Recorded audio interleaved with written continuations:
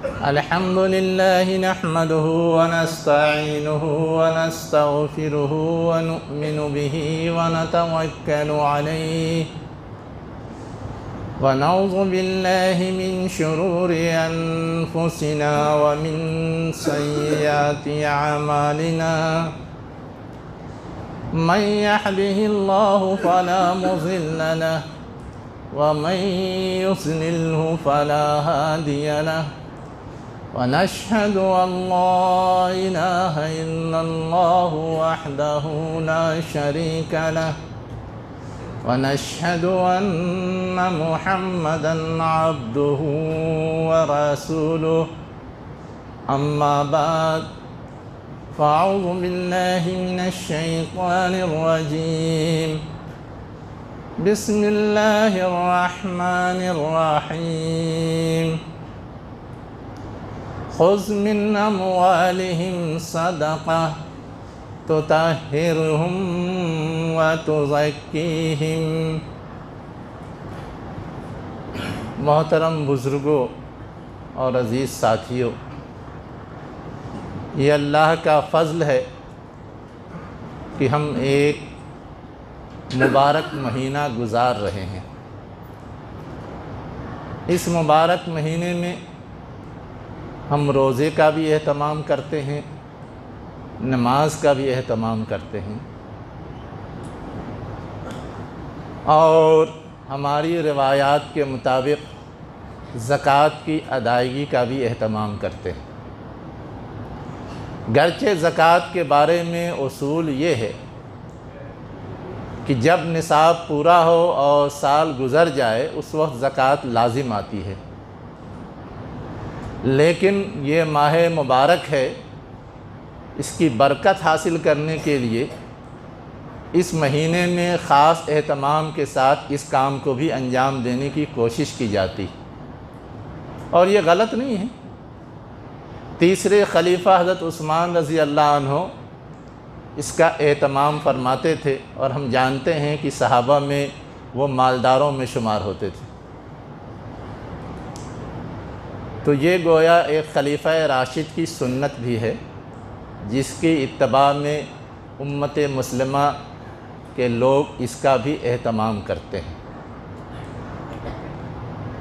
میں نے جو ابھی سورہ توبہ کی آیت نمبر 103 پڑھی، اس کے اندر یہ بات بتائی گئی ہے حضور کو خطاب کر کے کہ جو اہل ایمان ہیں ان کے مال کا صدقہ آپ لیجئے۔ کیوں لیجئے یہ بھی بتایا گیا ہے، تاکہ اس صدقے کے ذریعے انہیں پاک کیا جائے اور انہیں پروان چڑھایا جائے۔ تطہرہم وتزکیہم بھی۔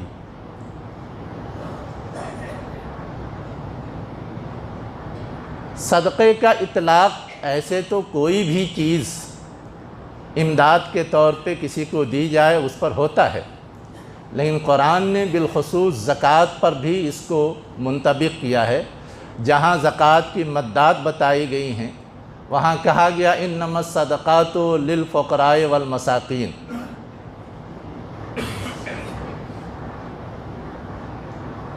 فائدہ جو اس آیت میں بتایا گیا ہے وہ ہے پاک کرنا۔ اب ہمارے اور آپ کے بدن میں کوئی گندگی تو نہیں لگی ہوئی ہے کہ اس سے پاک کیا جائے گا۔ پھر سوال پیدا ہوتا ہے کس چیز سے پاک کیا جائے گا؟ اصل میں ایک تو ظاہری گندگی ہوتی ہے جو لگ جائے تو پانی کے ذریعے اور دوسرے اسباب سے پاکی حاصل کی جاتی ہے۔ ایک روحانی گندگی ہوتی ہے، وہ لگ جائے تو اس کو پاک کرنے کی تدابیر الگ ہیں، جس میں سے ایک تدبیر یہ ہے جو یہاں بتائی گئی ہے۔ اب ہمیں کس کس طرح کی روحانی گندگی لاحق ہوتی ہے، اس میں ایک چیز ہے کنجوسی، بخل، لالچ، دنیا کی محبت، شقاوت، سخت دل ہونا، اس کے علاج کے لیے یہ تدبیر سجھائی گئی ہے کہ مال کی محبت کو توڑا جائے، بخل اور کنجوسی کو کمزور کیا جائے، لالچ سے بچایا جائے، اس لیے یہ چیز لازم قرار دی گئی ہے۔ دل کی سختی سے دور رکھا جائے، سماج اور معاشرے میں جو کمزور، بے حال، پریشان لوگ ہیں ان کی امداد کا حوصلہ اور جذبہ پیدا کیا جائے، اس لیے یہ چیز فرض کی گئی ہے۔ یہ ایک پہلو ہے اس کا۔ ویسے ہی ہم اور آپ جب مال کماتے ہیں تو کمانے کے چکر میں بہت کچھ اپ ڈاؤن بھی ہوتا ہے، جھانسے دے دیں گے، کسی کو دھوکہ دے دیں گے، کسی کو زیادہ منافع ڈال دیں گے اپنے مال تجارت پر، حالانکہ یہ ساری چیزیں صحیح نہیں ہیں۔ تو اب اس کی اصلاح کیسے ہوگی؟ اس غلطی کو کیسے دور کیا جائے گا؟ اس کا راستہ بھی یہ زکوٰۃ ہے جو کفارہ بنتا ہے اس طرح کی غلطیوں کا۔ ایک تیسرا اینگل اور بھی ہے کہ جہاں اس کے ذریعے ہم اس طرح کی گندگی سے پاک ہوتے ہیں، ویسے ہی ہمارے اندر دوسری خوبیاں پروان چڑھتی ہیں۔ اگر ہم کنجوسی سے پاک ہوئے تو سخاوت پیدا ہوگی،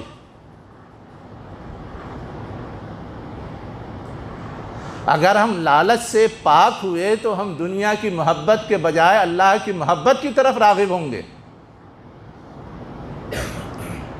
اور اگر ہم نے اپنے مال کو اپنی غلطیوں کی آلائش سے پاک کر لیا تو اللہ تعالیٰ اس مال میں برکت دے گا۔ ورنہ احادیث کے اندر کہا گیا کہ جو ہمارا حلال مال ہے اس کے ساتھ اگر حرام مال بھی ملا رہے تو اس سے برکت اڑ جاتی ہے، وہ مال ہلاکت کے راستے پہ چل پڑتا ہے۔ ایک تیسرے پہلو سے بھی سوچئے، جیسے ہم انسان ہیں ویسے ہی دنیا کے سارے انسان ہیں۔ یہ تو دارالامتحان ہے دنیا، جہاں اللہ نے آزمانے کے لیے کسی کو پیسہ دے دیا، کسی کو محروم کر دیا۔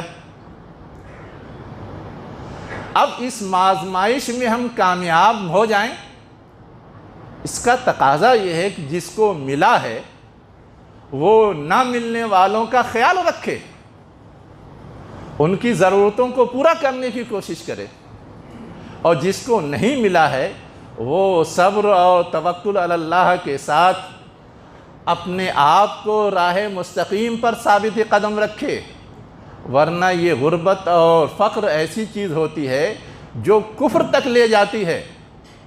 احادیث کے اندر کہا گیا قاد الفقر ان یکون کفرا، اور اللہ کے رسول نے ایک دعا سکھائی، اللہم انی اعوذ بک من الکفر والفقر، اے اللہ میں تیری پناہ چاہتا ہوں کفر سے اور غربت سے۔ کفر اور غربت کو ایک ساتھ جوڑ کر کے اللہ کے رسول نے پناہ طلب کی ہے۔ اس سے ہم اور آپ سمجھ سکتے ہیں کہ غربت یا فقیری کتنی سنگین چیز ہوتی ہے۔ اسی کے علاج کے طور پر یہ صدقہ ہم پہ اور آپ پہ لازم کیا گیا ہے۔ اسی لیے جہاں اس کی مدات بتائی گئی ہیں وہاں کہا گیا انما الصدقات للفقراء، صدقے میں 8 طرح کے لوگوں کا حق رکھا گیا ہے، لیکن سب سے پہلا اور سب سے اہم حق کس کا ہے؟ فقراء کا ہے۔ اس کے بعد کہا گیا مساکین کا ہے۔ ہمارا اور آپ کا حال تو یہ ہے کہ ہم فقراء اور مساکین میں فرق ہی نہیں جانتے، کیسے پہلے کو ترجیح دیں گے اور دوسرے کو بعد میں دوسرے نمبر پہ رکھیں گے۔ ہم تو سب کو سمجھتے ہیں جو ضرورت مند ہے سب فقیر ہے، سب مسکین ہے، حالانکہ قرآنی اصطلاح کے لحاظ سے، عربی زبان کے استعمال کے لحاظ سے دونوں میں فرق ہے۔ فقر ہماری یہ جو ریڑھ کی ہڈی ہے نا، عربی زبان میں اس کو کہتے ہیں فقر، اور جس کی یہ ریڑھ کی ہڈی اگر اپنا کام نہ کرے تو اس کے لیے کھڑا رہنا اور کچھ کرنا ناممکن ہو جاتا ہے۔ ویسے ہی عام انسانی زندگی میں مال کی حیثیت ہے جو انسان کو زندہ اور سلامت اور کھڑا رکھتی ہے، اور اگر اس کے پاس مال نہیں ہے تو اس کے لیے کھڑا رہنا اور زندہ رہنا مشکل ہو جاتا ہے، اس لیے اسے کہا گیا ہے فقیر۔ اب ہمارے سماج اور معاشرے میں کتنے معذور ہیں، کتنے اپاہج ہیں، کتنے لنگڑے ہیں، کتنے لوڑے ہیں، کتنے بچے ہیں جو یتیم ہیں۔ یہ لوگ اصل میں فقیر ہیں جو سب سے زیادہ صدقات کے مستحق ہیں، زکوٰۃ کے مستحق ہیں۔ اس کے بعد مسکین کا نمبر آتا ہے، وہ بھی ضرورت مند ہے لیکن وہ اتنا ضرورت مند نہیں، اس لیے کہ مسکین کی تعریف جو شرعی اعتبار سے ہے وہ یہ ہے کہ جو شخص زندہ رہ سکتا ہے، دوڑ بھاگ اور محنت اور کوشش کر کے کما سکتا ہے، لیکن اتنا نہیں کما پاتا، اتنا اس کو اسکوپ نہیں ملتا کہ وہ اپنی ضرورت بھر کما لے، کچھ نہ کچھ تو وہ محتاج رہے گا، پریشان رہے گا۔ تو ایسے لوگ بھی ہماری امداد کے مستحق ہیں، لیکن وہ بعد میں، پہلے جو بالکل کما بھی نہیں سکتے، حرکت بھی نہیں کر سکتے، کوئی جد و جہد اور کوشش بھی نہیں کر سکتے، وہ حقدار ہیں، اس کے بعد یہ حقدار ہیں۔ اس فرق کے ساتھ ہمیں بھی تقسیم کرنا چاہیے۔ ایک مسئلہ فقہ کی اصطلاح میں اٹھتا ہے کہ یہ جو 8 مدات بتائی گئی ہیں، پوری زکوٰۃ 8 جگہ بانٹ کے ایک ایک کو پہنچائی جائے گی، یا جو زیادہ ضرورت مند ہے اس کو پہنچائی جائے گی؟ زیادہ تر علماء کا خیال یہ ہے کہ جو زیادہ ضرورت مند ہے ان کو پہنچائی جائے گی۔ ایک دوسری بات جو اور اس سے زیادہ نازک ہمارے اور آپ کے سمجھنے کے لیے ہے کہ زکوٰۃ کا یہ جو سسٹم ہے اللہ تعالیٰ نے ہمیں اور آپ کو دیا اور فرض کیا ہے، ہم اور آپ یہ کام انفرادی طور پہ انجام دیتے ہیں جو شرعی اسپرٹ کے مطابق نہیں ہے۔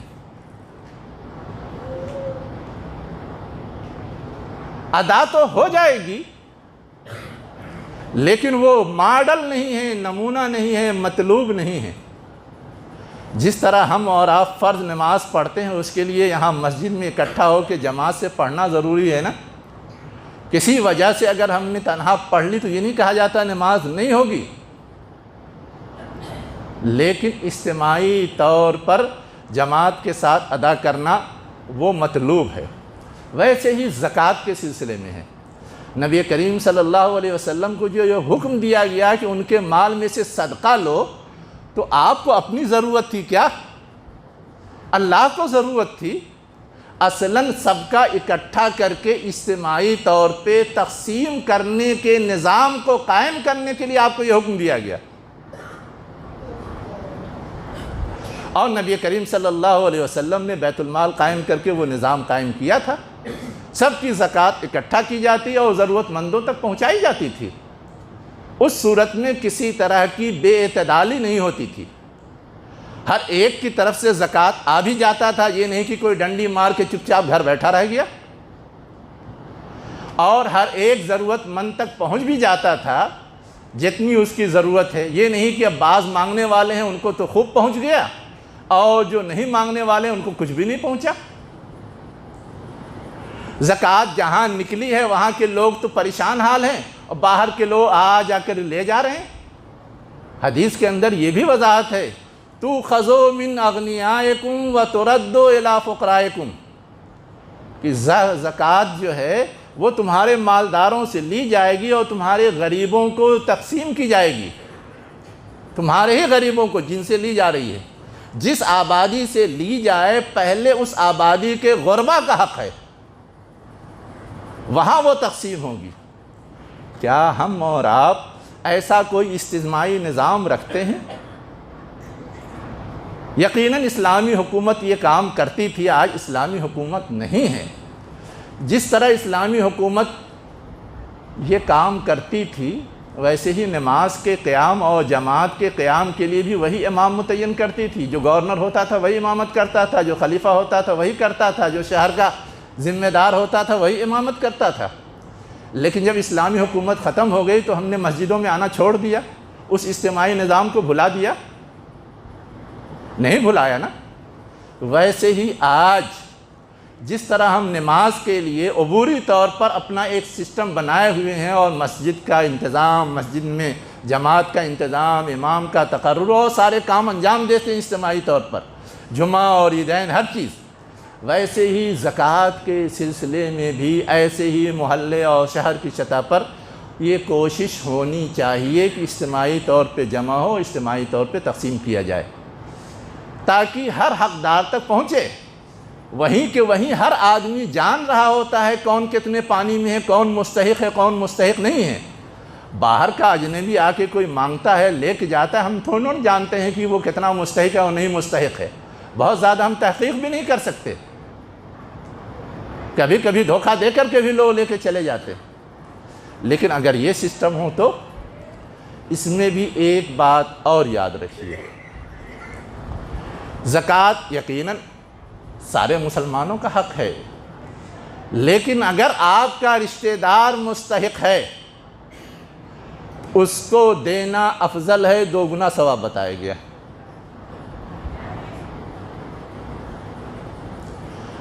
اپنے رشتہ دار کو دیتے ہوئے ہمیں جھجک ہوتی ہے کہ وہ کہے گا کہ مجھے زکوٰۃ دی گئی۔ یاد رکھیے رشتہ داروں میں کچھ رشتہ دار وہ ہیں جن کی کفالت کی ذمہ داری ہمارے اور آپ کے سر ہوتی ہے، ان کو زکوٰۃ نہیں دی جا سکتی۔ اس کے علاوہ جو دور کے رشتہ دار ہیں ان کو دی جا سکتی ہے، لیکن یہ ضروری نہیں ہے کہ ہم زکوٰۃ بتا کر کے دیں کہ یہ آپ کو زکوٰۃ کی رقم دے رہے۔ کسی کو بھی زکوٰۃ کی رقم دی جائے، یہ ڈکلیئر کرنا، اعلان کرنا ضروری نہیں ہے۔ بس آپ وہ محسوس کرتے ہیں کہ وہ ضرورت مند ہے، آپ اس تک پہنچا دیجئے۔ اللہ جانتا ہے کہ آپ نے کیا کیا ہے اور کس لیے کیا ہے، اللہ سے آپ کو آپ کا اجر مل جائے گا۔ تو ہم لوگ تو اس چیز کا بھی خیال نہیں کرتے کہ ہمارے رشتے میں، ہمارے پڑوس میں، ہمارے محلے میں جو مستحقین ہیں ان تک پہنچی یا نہیں پہنچی، صرف اسی لیے کہ ہم نے کوئی سسٹم اور کوئی فکر نہیں کی اس کی۔ ایک اور چیز ہم اور آپ یاد رکھیں، زکوٰۃ کے سلسلے میں جہاں اجتماعی نظم ضروری ہے، وہیں یہ چیک کرنا بھی ضروری ہے کہ جس کو دیا جا رہا ہے وہ مستحق ہے یا نہیں۔ اگر وہ مستحق نہیں ہے تو اسے نظر انداز بھی کیا جا سکتا ہے اور بتایا بھی جا سکتا ہے کہ تم مستحق نہیں ہو۔ نبی کریم صلی اللہ علیہ وسلم کے پاس 2 نوجوان آئے، آپ زکوٰۃ کی رقم تقسیم کر رہے تھے، کہا مجھے دے دیجئے۔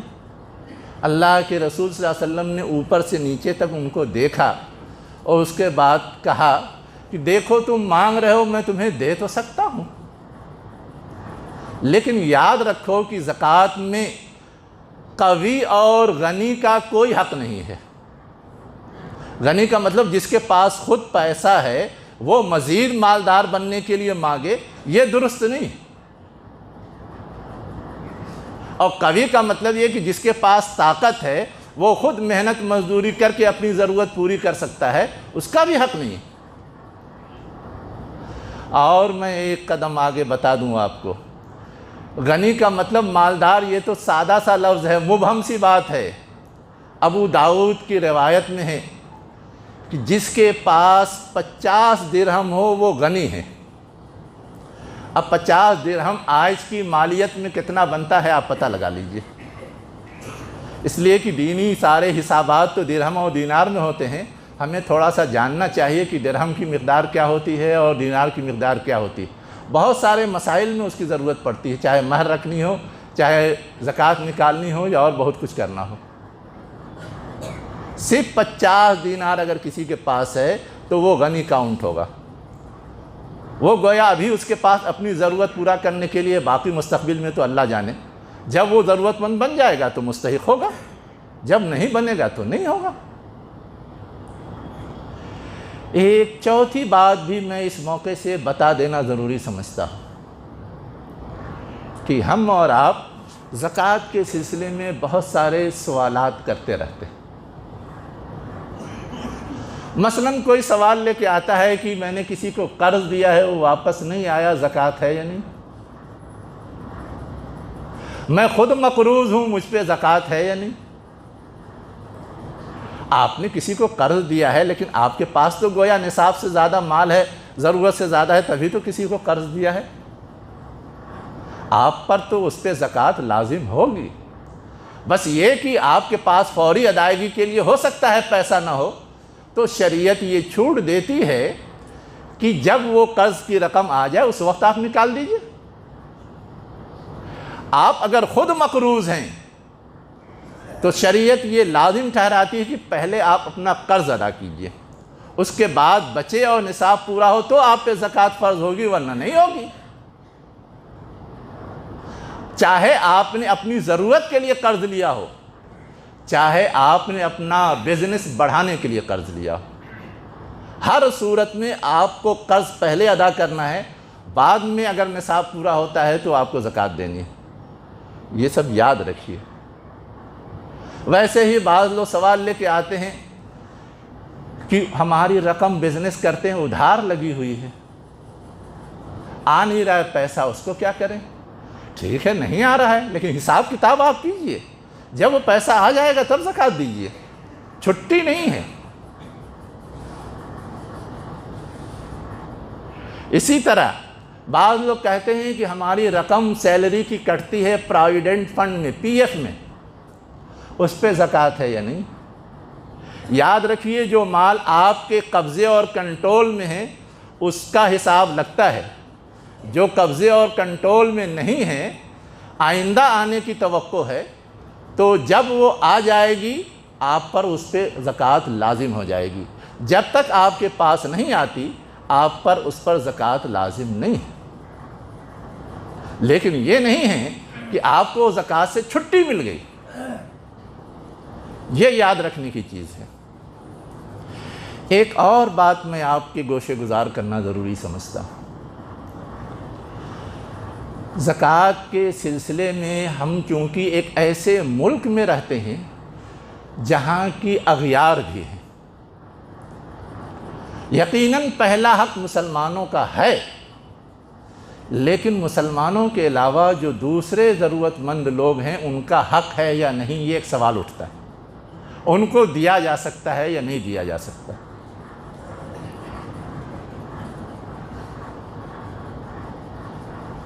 زکوٰۃ میں ان کا حق نمبر 2 پہ آتا ہے، یہ مسلم ہے، لیکن ان کو نہیں دیا جا سکتا ایسا نہیں۔ جو زکوٰۃ کی مدات گنائی گئی ہیں اس میں ایک مد گنائی گئی ہے مؤلفۃ القلوب کی، دل رکھنے کے لیے، دل کو مضبوط کرنے کے لیے، دل کو لبھانے کے لیے زکوٰۃ دینا۔ کس کا دل رکھنے کے لیے؟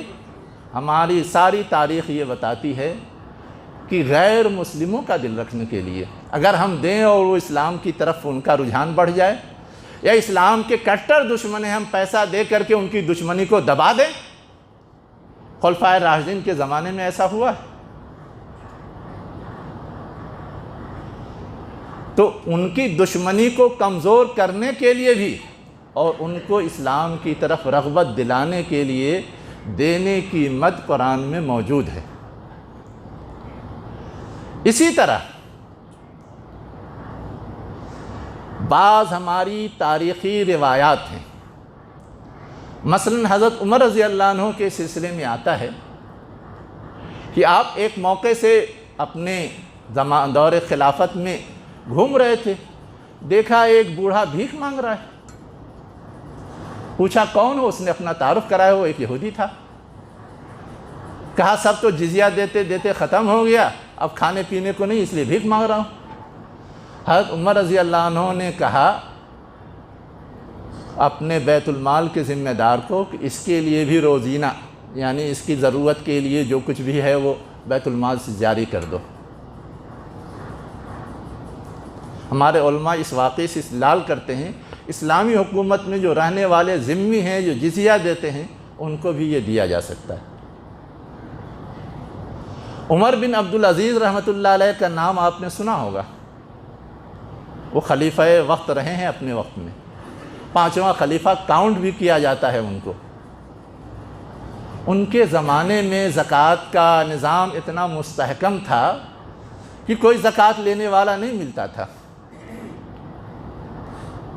بعض علاقوں کے گورنر نے خبر دی کہ جتنے مستحقین تھے سب کو دے دیا گیا، پھر بھی بچ گئی ہے، کیا کریں؟ کہا جانوروں کا چارہ خرید کر کے جانوروں کو کھلا دو۔ کہا جانوروں کو بھی دے دیا گیا، پھر بھی بچ گیا ہے، تو کہا چارہ خرید کر کے پہاڑوں پہ ڈال دو، چرند پرند آئیں گے وہ کھا لیں گے۔ ضرورت لوگوں کی پوری ہونی چاہیے ترجیحی اعتبار سے۔ انہی کے زمانے کا ایک واقعہ یہ بھی ہے کہ کسی ملک سے لڑائی ہوئی، وہ بعض مسلمان قیدیوں کو اور وہاں رہنے والے بعض دوسرے باشندوں کو جن میں ذمی بھی تھے لے گئے پکڑ کے۔ ان کے فدیے کے طور پہ رقم ادا کرنے کے لیے آپ نے حکم دیا کہ جو زکوٰۃ کی رقم ہے وہ دے دو، چاہے وہ مسلمان قیدی ہوں چاہے ذمی قیدی ہوں، سب کو چھڑا لو۔ یہ میں نے آپ کو مثالیں اس لیے دی ہیں کہ آپ یہ نہ سمجھیں کہ صرف میں قیاسی بات کر رہا ہوں، ہوائی بات کر رہا ہوں، کوئی ثبوت نہیں ہے، ایسا نہیں۔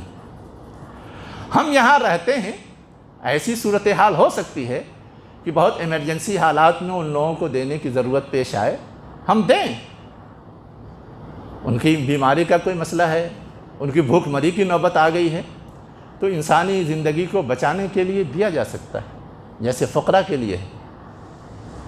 ایک اور بات کی طرف میں اشارہ کرنا ضروری سمجھتا ہوں۔ بعض چیزیں ایسی بیان کی گئی ہیں جس کے بارے میں ہمیں بہت زیادہ کلیئر سمجھ میں نہیں آتا کہ اس کا مستحق کون ہے۔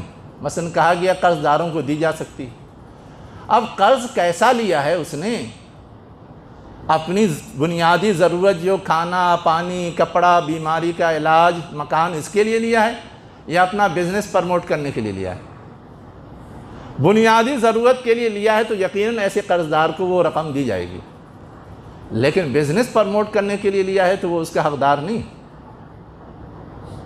ویسے ہی ایک شق بیان کی جاتی ہے گردن چھڑانے کے لیے۔ پہلے غلامی کا سسٹم تھا، غلاموں کو آزاد کرنا ایک اچھا کام ہے، انسان غلام رہے یہ چیز کبھی گوارا نہیں کی جا سکتی۔ آزاد ہو جائے تو انسانیت اس کی باقی رہتی ہے، اس کا احترام، اس کی تکریم باقی رہتی ہے۔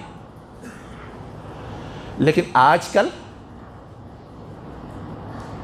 اس کی شکلیں بدل گئی ہیں۔ جو ظالم اور جابر ہیں وہ لوگوں کو قید کر کے ڈال دیتے ہیں قید خانوں میں، اور ان کی زندگی برباد، ان کی نسلیں برباد، ان کا گھر برباد۔ ہمارے علماء نے متفقہ فیصلہ یہ دیا ہے کہ ایسے قیدیوں کی امداد کے لیے بھی یہ رقم دی جا سکتی ہے۔ 2011 کا جو گورنمنٹ کا سروے ہے کہ گورنمنٹ کی تحویل میں اس وقت جتنے قیدی تھے، جس کی تعداد اس وقت 24 لاکھ بتائی گئی تھی، آج تو اور پتہ نہیں کہاں پہنچ گئی ہوگی، اس میں 20% مسلمان تھے۔ اب یہاں تو اس مد میں خرچ کرنا ایک ضرورت بن گئی، ہمیں اس پر بھی سوچنا چاہیے۔ اور ہندوستان میں جس لحاظ سے مسلمانوں کو دبایا اور کچلا جا رہا ہے، اس کے لحاظ سے ان کی ترقی کی تدبیریں کرنا اور ان کو کھڑا رکھنے کی کوشش کرنا، یہ بھی ایک ضرورت بن گئی ہے، اور اس کی شکلیں بھی ڈھونڈنی چاہیے۔ میں آپ کو بتاؤں، اسی دنیا میں اس وقت ملیشیا نام کا ایک ملک ہے، وہاں کی حکومت زکوٰۃ جمع کرتی ہے اور تقسیم کرتی ہے، لیکن اس نے ایک تناسب بنا رکھا ہے۔ جو بہت فقراء قسم کے لوگ ہیں ان کو 25% دیں گے، اس سے ان کی ضرورت پوری ہو جاتی ہے ان کی آبادی کے لحاظ سے۔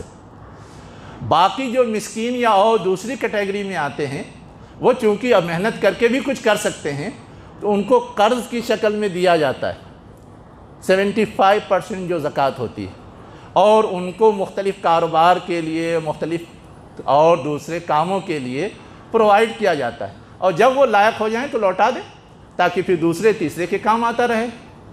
ایسا اجتماعی تجربہ بھی دنیا میں ہو رہا ہے۔ ایسے ہی ایک چیز کی طرف اور میں اشارہ کرنا چاہتا ہوں۔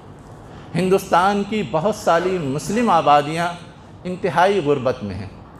ہندوستان نے جو اپنی غربت کا چارٹر بنایا ہے، اور یہ شو کیا ہے کہ سب سے زیادہ غریب ڈسٹرکٹ کون ہے، سب سے زیادہ غریب گاؤں کون ہے، سب سے زیادہ غریب اسٹیٹ کون ہے۔ آپ وہ سارا اسٹیٹس دیکھ لیجئے۔ میں صرف آپ کے سمجھنے کے لیے ایک مثال دیتا ہوں۔ پورے ہندوستان میں جو سب سے غریب ڈسٹرکٹ ہے، ضلع ہے، وہ ہے میوات، ہریانہ کا، اور وہ مسلم اکثریت کی ہی ضلع ہے، وہاں زیادہ تعداد میں مسلمان رہتے ہیں۔ اب ایسے لوگوں کو ترقی دینے، اونچا اٹھانے کے لیے گرچہ یہاں کے دوسرے لوگوں نے تو کوشش کی کہ وہاں کے مسلمانوں کو مٹا ہی ڈالا جائے، فساد کروایا، ان کے گھر توڑوائے، اجاڑ دیے۔ کیوں؟ تاکہ جو نام نہاد دنیا کی بڑی انڈسٹریز چل رہی ہیں، ان انڈسٹریز کے لیے اسکوپ پیدا کیا جائے۔ دلی مرکز ہے نا، کچھ علاقے یو پی سے، کچھ ہریانہ سے، کچھ پنجاب سے، کچھ راجستھان سے لے کر کے بڑے بڑے بزنس ہب بنائے گئے ہیں۔ اب یہ نوئیڈا اور دوسری جگہوں کا جو ہم لوگ نام سنتے ہیں وہ وہی ہے۔ تو اسی کو اور ڈیولپ کرنے کے لیے یہ سب شرارتیں ہوتی رہتی ہیں۔ ایک آخری بات کہہ کے میں اپنی بات ختم کروں گا کہ یاد رکھیے، دنیا میں جو پیسے کے پجاری ہوتے ہیں وہ انسانیت کی خدمت نہیں کرتے، وہ انسانیت کا ایکسپلائٹیشن کرتے ہیں، انسانیت کو برباد کر کے صرف اپنا مفاد پورا کرتے ہیں۔ اس وقت ہم نے اور آپ نے دیکھا امریکہ اور اسرائیل نے مل کے ایران پہ حملہ کیا ہے۔ کیوں حملہ کیا ہے؟ ڈکلیئر تو یہ کیا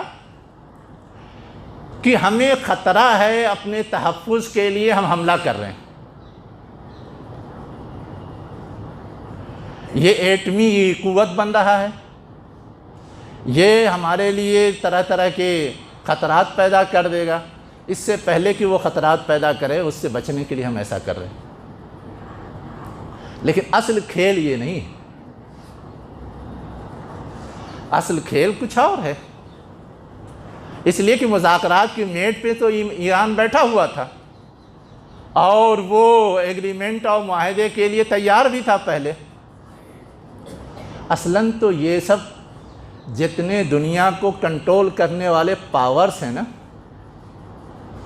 وہ سب اسلحے تیار کرتے ہیں اور اسلحے کی بزنس پیدا کرنے کے لیے لڑتے اور لڑاتے۔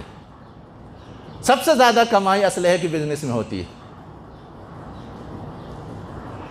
امریکہ ڈیفسٹ میں جا رہا ہے، دعویٰ ہے ٹرمپ کا کہ امریکہ فرسٹ، یعنی اس کو سب سے اول نمبر کی پوزیشن دنیا میں ہمیں دلوانی ہے، چاہے کسی کو مار کے، کسی کو لوٹ کے، کسی کو برباد کر کے۔ اس کے لیے یہ سارے ہاتھ پیر مارے جا رہے ہیں۔ اس لیے کہ جب اکنامی چرمرائے گی سب کی، سب مجبوراً پھر اس کی طرف رجوع کریں گے تو وہ منمانا اپنا ڈیمانڈ کرے گا۔ تحفظی کے نام پہ پورے خلیجی ممالک میں اس نے اپنے اڈے بنائے، اور آج ان اڈوں پر جب حملے ہو رہے ہیں تو اب وہ جانے، ان کا کام جانے، یہ تو نہیں کھڑے ہیں حفاظت کرنے کے لیے، وہ تو وہاں اپنا الو سیدھا کرنے کے لیے اڈے قائم کر کے، فوجی بھیج کر کے دنیا بھر اس کی قیمت سارے ممالک سے وصول رہے ہیں، سارے ممالک سے۔ ان کی سارے ہتھیار تیار شدہ یوز ہو گئے، ان کے سارے فوجی یوز ہو گئے، ان کے اخراجات وہاں سے مل گئے، اپنا لوڈ کم ہو گیا۔ میں نے یہ بات آپ کے سامنے اس لیے رکھی ہے کہ جب انسان کا دل سخت ہوتا ہے، انسانیت کا درد نہیں ہوتا، مال کی محبت کے مرض میں مبتلا ہو جاتا ہے، تو وہ دوسرے کا کوئی خیال نہیں رکھتا، کوئی خیال نہیں رکھتا۔ جتنے کفر اور شرک کے علمبردار ہیں وہ اس معاملے میں بہت آگے ہوتے ہیں، اور ان کے سوچنے کا انداز وہی ہوتا ہے۔ آپ دیکھیے، ہمیں اور آپ کو نظر آ جائے گا، وہ تو کہہ رہے ہیں تحفظ کے نام پہ گئے ہیں، لیکن انہی کا جو نمائندہ ہے، اسرائیل میں سفیر ہے امریکہ کا، وہ وہاں یہ بیان دیتا ہے اسرائیل کو یہ حق ہے کہ مشرق وسطیٰ میں جہاں جہاں بھی وہ اپنی ضرورت کے لحاظ سے توسیع کرنا چاہے وہ کر سکتا ہے۔ اب اغل بغل کے جتنے ممالک ہیں ان کو کمزور کر کے اپنے قبضے میں لینا اور کنٹرول کرنا، یہ ٹارگٹ ہے اسرائیل کا، اس لیے اسرائیل بھی اس کے ساتھ شریک ہے۔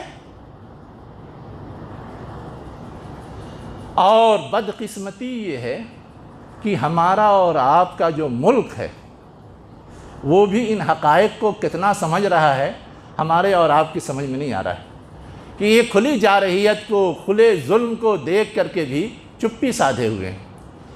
اس سے زیادہ سنگین بات یہ ہوئی ابھی پرسوں کہ ایک بحری بیڑا ایران کا ہندوستان آیا تھا، اور یہ تھا کہ دونوں مل کر کے آپس میں ایک دوسرے کے تجربات کا آدان پردان کریں گے، ٹریننگ کریں گے۔ آیا تھا، کیا، وہ واپس لوٹ رہا تھا۔ ہندوستان کا جو لگا ہوا علاقہ ہے بحر ہند، سمندری علاقہ، اسی میں امریکہ نے اس کو مار ڈالا، مار کر کے ڈبو دیا۔ سینکڑوں لوگ اس میں تھے، اس میں سے بیشتر ڈوب گئے، صرف 32 بچے ہیں جو شری لنکا میں زیر علاج ہیں، ہمارے ملک میں بھی نہیں، حالانکہ وہ ہمارے ملک میں آئے تھے مہمان بن کر کے یہاں کی دعوت پر، لیکن ایک تعزیتی کلمہ بھی ہمارے لیڈروں نے نہیں کہا۔ بہت تھو تھو ہوئی ہے تو ابھی کل پی ایم نے نہیں، خارجہ سیکریٹری کو بھیج کر کے، خارجہ جو وزیر خارجہ اس نے بھی نہیں، اس کا جو سیکریٹری ہے اس کو ایرانی ایمبیسی میں بھیج کر کے ایک نوٹ لکھ دیا کہ ہمیں تکلیف ہے۔ تو مفادات کے اتنے غلام ہوتے ہیں لوگ کہ انسانیت کو بھول جاتے ہیں۔ اللہ تعالیٰ نے یہ جو علاج تجویز کیا ہے اصلاً اسی درد دل کے واسطے تجویز کیا ہے۔ اگر یہ حقیقت ہم سمجھ جائیں اور دنیا کا یہ کھیل سمجھ جائیں تو ہر ایک کے بارے میں ہمارے لیے رائے قائم کرنا آسان ہو جائے گا کہ کون صحیح ہے اور کون غلط ہے۔ اللہ ہمیں اس کی توفیق دے کہ ہم اس فریضے کو ادا بھی کریں، اور اس کی توفیق دے کہ ہم حق اور ناحق کے درمیان تمیز کر سکیں، اور ہم پہ جو ذمہ داری عائد ہوتی ہے اس کو پورا کر سکیں۔ اقول قولی ھذا واستغفر اللہ لی ولکم اجمعین برحمتک یا ارحم الراحمین۔